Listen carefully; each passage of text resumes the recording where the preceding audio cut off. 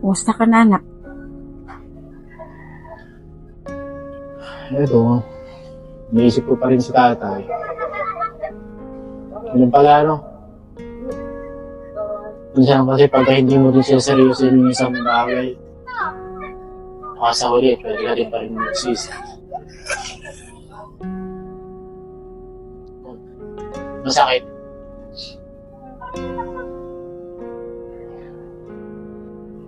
Alam mo, JR, lahat ng bagay, dahilan niya.